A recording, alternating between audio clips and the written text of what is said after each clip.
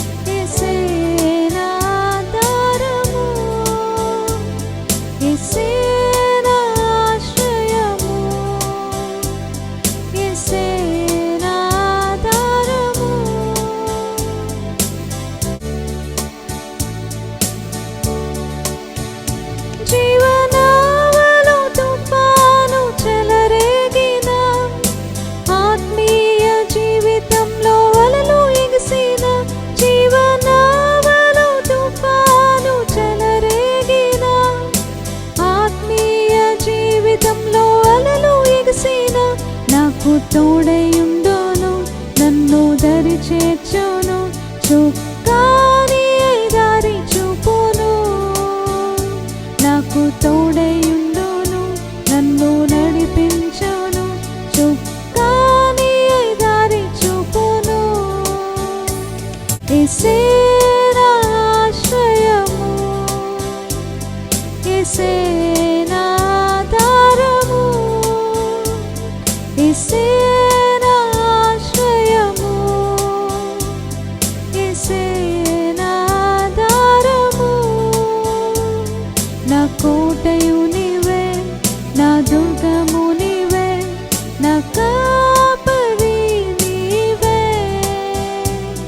నా కోటయు నీవే, నా దుర్గము నీవే, నా కాపరి నీవే.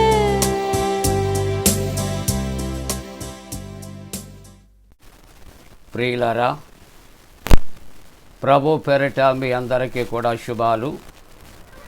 జన్మదినాలు, వివాహ దినాలు జరుపుకుంటున్న కుటుంబాలకు యేసుక్రీస్తు ప్రభు పరిశుద్ధ నామమున fund friends and sisters YouTube channel ద్వారా శుభాకాంక్షలు తెలియజేస్తూ ఉన్నా.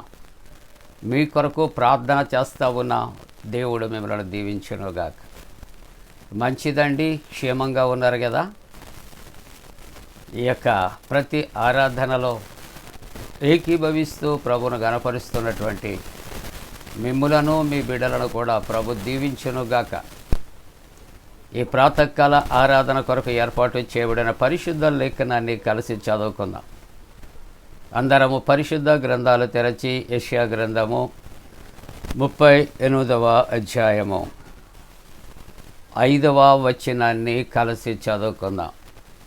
యెషయా గ్రంథము 38వ అధ్యాయము 5వ వచనాన్ని కలిసి చదువుకుందాం.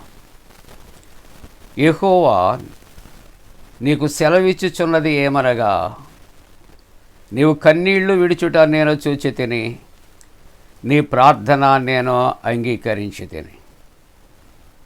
ప్రియులారా, ఈ ప్రాతకాల ఆరాధనలో వాక్య ధ్యానము నిమిత్తము మన యొక్క అంశము, నీ కన్నీటిని తుడిచిన దేవుడు. నీ కన్నీటిని తుడిచిన దేవుడు. మన దేవుడు కన్నీటిని చూచే దేవుడు మాత్రమే కాదు,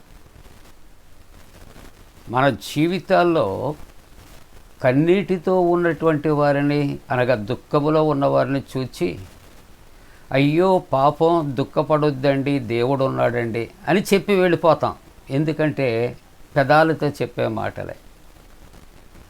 పోనీ వాళ్ళ కష్టంలో ఉన్నారు, వెళదాం, మాట్లాడదాం, ఆదుకుందాం అనే దానికి ప్రాధాన్యత మనం ఇవ్వం.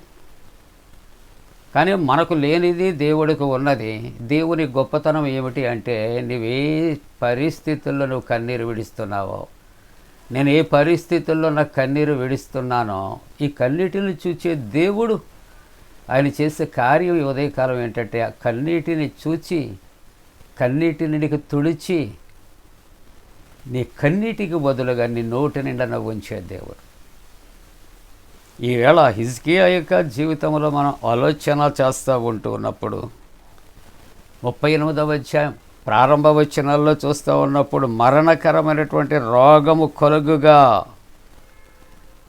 ప్రవక్త అయినటువంటి ఆమోజు కుమారుడైనటువంటి యెషయా అతని యొద్దకు వచ్చి, నువ్వు మరణమవుచున్న బ్రతుకువు గనుక నీ యొక్క ఇల్లు చక్కబెట్టుకొని యెహోవా సెలవిస్తున్నాడని చెప్పినప్పుడట, ఆ హిజ్కియా గోడ వైపు ముఖము తిప్పుకొని తను ఏం చేస్తూ ఉన్నాడు అనే ఆలోచన చేస్తూ ఉంటున్నప్పుడు, నేను యథార్థంగా నీ సన్నిధిలో ఉన్నానయ్యా, నేనేం పాపం చేశామని విలపిస్తూ గోడవైపు ముఖం తిప్పుకొని కన్నీరు విడిచి అతడు ప్రార్థన చేస్తూ ఉన్నాడట.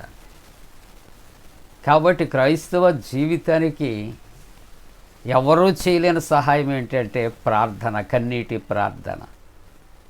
నువ్వు దేవునితో మాట్లాడి దేవునితో సహవాసము చేసి కన్నీటితో నువ్వు వేడుకుంటే తప్పనిసరిగా నీ కన్నీరు చూచి కరిగిపోయే దేవుడు. అందుకని దైవవాక్యములో కూడా ఆలోచన చేస్తూ ఉంటున్నప్పుడు 94వ సంకీర్తన 9వ వచనములో మనం చూస్తూ ఉన్నప్పుడు, కంటిని నిర్మించిన వాడు కానకుండునా అంటే అచ్చ తెలుగులో మనం ట్రాన్స్లేట్ చేసుకుంటే, నీకు కళ్ళు ఇచ్చినటువంటి దేవుడు ఆయన తన కంటితో చూడకుండా ఉంటాడు. ఇది మనకు అర్థమయ్యే భాష. కాబట్టి మన సమస్యలన్నీ కూడా ఆయన చూచే దేవుడు అని దేవుని వాక్యం. ఆదికాండం 16వ అధ్యాయం 3వ వచనంలో మనం చూస్తూ ఉన్న 13వ వచనంలో చూస్తూ ఉంటున్నప్పుడు, చూచుచున్న దేవుడవు నీవే.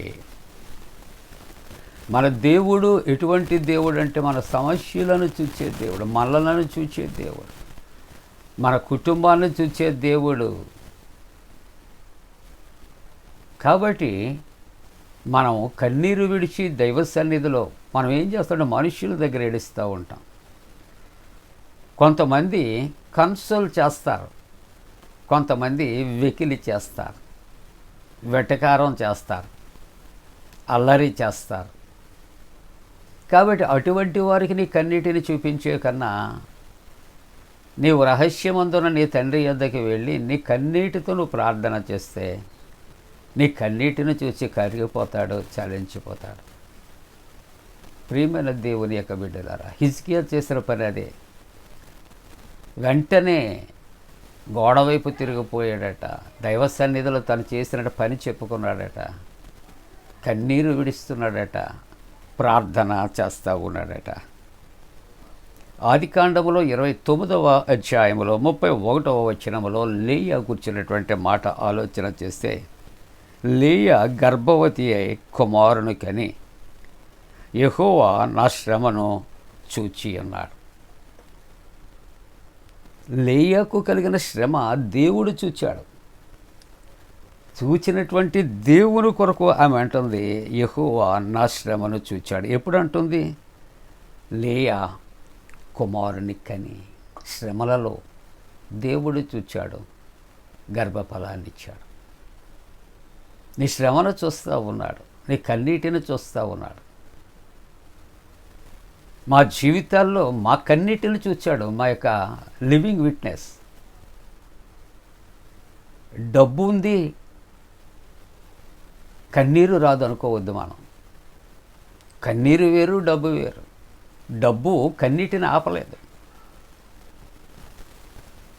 కాబట్టి మన కన్నీటి దుఃఖ దినాలలో మన దేవుడు చూస్తూ ఉన్నాడు.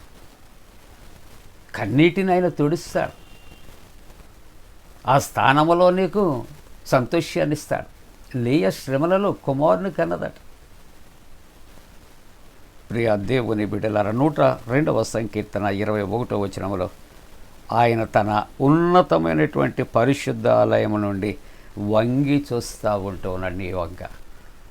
ఆయన అత్యున్నతమైనటువంటి సింహాసనం మీద పరిశుద్ధ స్థలాలను అలంకరించి ఉన్న దీనులముగా ఆయన సన్నిధిలో మనము మోకరిల్లి ప్రార్థిస్తుంటున్నప్పుడు, అంగలార్చినప్పుడు తప్పనిసరిగా ఆయనట మన కొరకు ఆయన చెవి ఒగ్గుతాడు.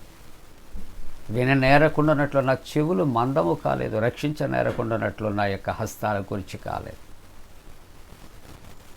కాబట్టి నవ్వేవారి దగ్గర కష్టాలు చెప్పుకొని నవ్వులు పాలు అయ్యే కన్నా ప్రేమతో హక్కును చేర్చుకున్న పరమ తండ్రి అయిన ప్రభు చెంతకు వచ్చి నీ యొక్క కన్నీరు కట్టలు తెంచుకుంటున్నప్పటికీ కూడా దేవుని సన్నిధిలో దుఃఖాన్ని నువ్వు చూపించి నువ్వు కన్నీటితో నువ్వు వేడుకున్నప్పుడు,